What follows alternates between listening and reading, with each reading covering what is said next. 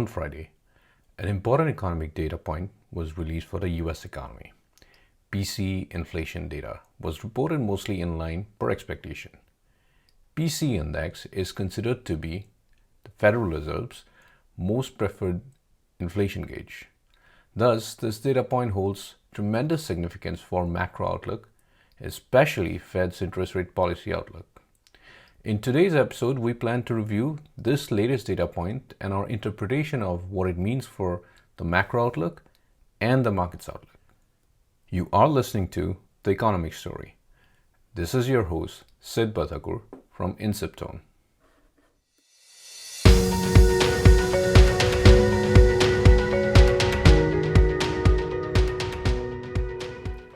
Okay, let's start by looking at the data that was reported on Friday.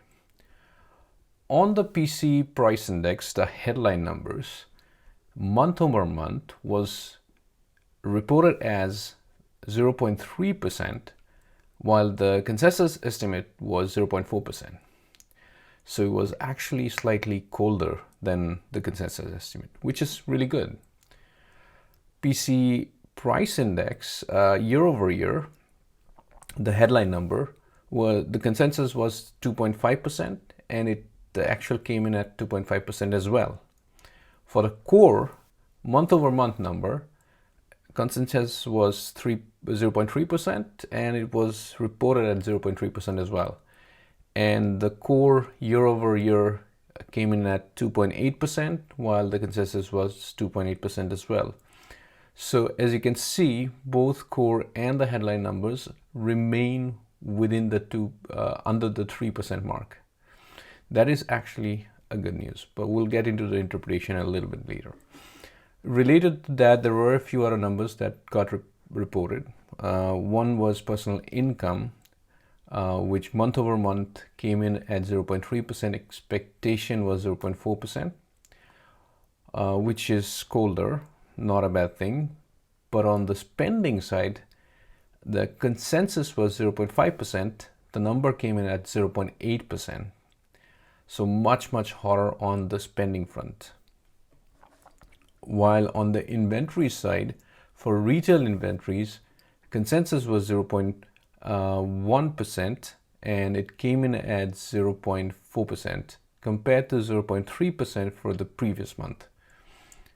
For wholesale, consensus being at 0.1% and previous number being at minus 0.2%, came in at 0.5%. So appears to be heating up a little bit with the inventory side. That's not necessarily a bad thing, but again, our focus for this episode is going to be the PCE numbers. So let's look at the headline numbers for PCE. What exactly do we read from these numbers? And this is going to be a little bit more of our opinion, so bear with us for sure. So the numbers mostly came in line per expectation, as I mentioned. Now notable is that month over month numbers came in slightly below expectation, 0.3% versus 0.4%. And that's important because it's colder than expected of a gauge that is extremely important for the Fed. But then that good news didn't come alone. It came with another update, which is the revisions for the month of January, which in general came in actually a little bit above the originally reported numbers. So January being a little bit more hotter compared to originally reported numbers. Now, there has been a lot of discussions with regards to inflation numbers and the month of January, which is when they say that a lot of resettings, price resettings happen in January. And because of that, sometimes the inflation stick a little bit higher in January compared to the previous month, and then it starts to come down again. Maybe that's what we're seeing here again, but we'll have to get a few more readings to confirm that picture. Now again, once we start kind of stepping back a little bit and let's say we look at the 6-month average month over month number for the headline, it is actually exactly at 2%. So that is a really, really good thing, because that's the target, if you remember. But the bad part is that the 3-month average is slightly above the 2% mark. Again, January playing a significant role in moving that up. But then overall, again, in terms of the big picture, the good thing is that it is in general moving down. So that's very good from the perspective of overall trend. You may see a little bit of a spike up for this month if you look at the year-over-year numbers, but it doesn't really necessarily change the trend as of now. So that's the good part. Moving over to the core side, again, the numbers came in mostly in line. Month-over-month numbers remain slightly above target range.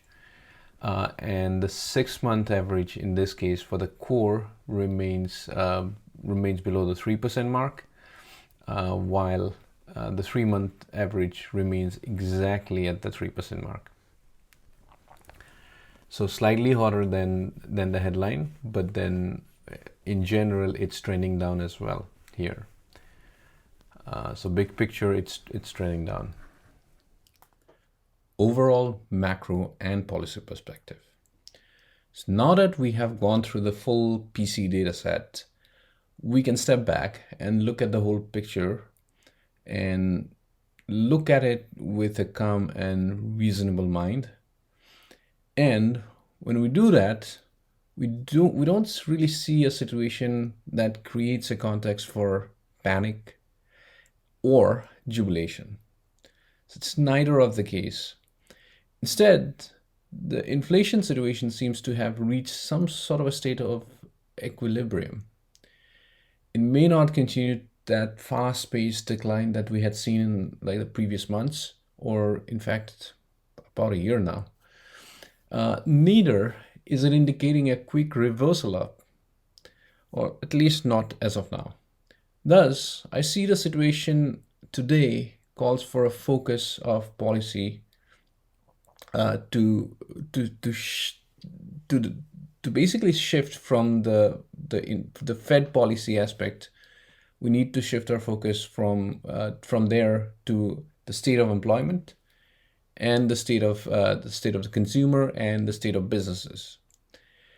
In an equilibrium state of inflation, the Fed may continue to make adjustments to rates. Examples, it may tweak it down a little bit, it may tweak it up a little bit based on how the situation changes.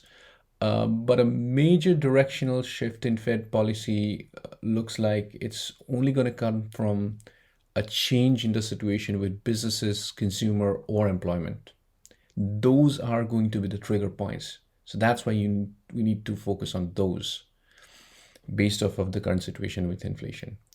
So if the situation continues in the current mode, then the Fed will likely continue with a policy stance of the high for longer, while slowly adjusting rates lower, but not exactly really switching over to rapid cuts, unless obviously some changes happen.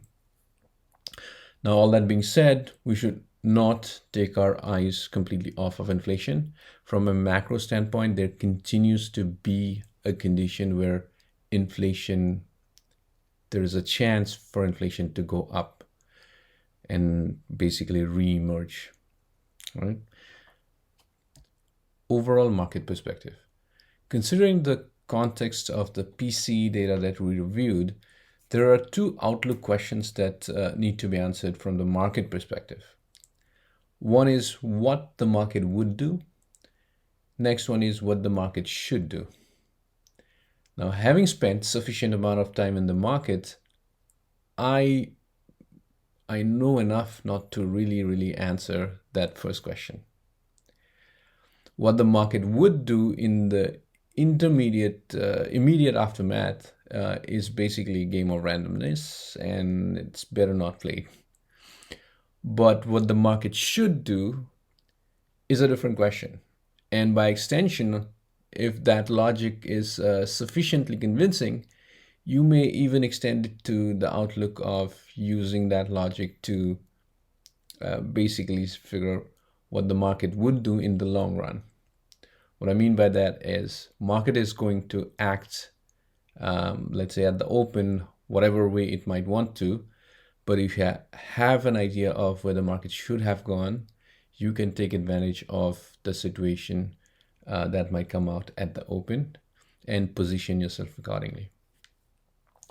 So now to the question of what the market should do. Well, in my opinion, this part is going to be completely opinion based. The market should basically ignore this data point. It's basically almost a mute point. Everything came in as per expectation. So the question goes back to that of expectations. If the expectations were unnecessarily high, then those have to be tempered. If they were unnecessarily low, then those have to be raised. So if the market had exploded, let's say, higher, as in the last month we'd seen, in anticipation of PCE missing, thus it strengthens the case for thus strengthening the case for a cut. The market should, in that case, do some amount of correction to basically get rid of that expectation aspect. Now, if the market had dropped in anticipation of a hotter than expected PCE, as it happened in the last 5 days, then it should recoup that loss and go up to make sure its expectation, its risk avoidance is negated at this point, considering that the news is in. Now, more importantly, the markets should actually switch over to focus on the state and performance of businesses, employment situation, and the state of the consumer, as I had mentioned earlier as well. That's where the focus needs to be, because the next major directional shift is very likely going to come from there. And very low chances it might come from the inflation side, but that is also possible. Never say never. As a final point, I just want to quickly touch upon the two inventories reads, the retail inventories and wholesale inventories. I won't go into really every single data point out there, but the general trend out here is that it's gone through a bit of trouble, a bit of pain after the spike ups in inventories in the post-COVID timeframe. Now, all of the loss of that inventory has kind of slowly started to replete, and inventories on both retail and wholesale side appears to be trending towards a world which is more normal as compared to any sort of a heavy inflationary or heavy recessionary time frame. So inventories are pointing towards getting into a normalization, which is a really good thing. Again, reinforcing the point that I think at this point in time, it is going to be right to shift the focus from the Fed policy side to more of a normal world in which you need to look at the various businesses. You need to look at the state of employment, and you need to look at the state of the consumer. That's about it. Thank you so much for listening to The Economic Story.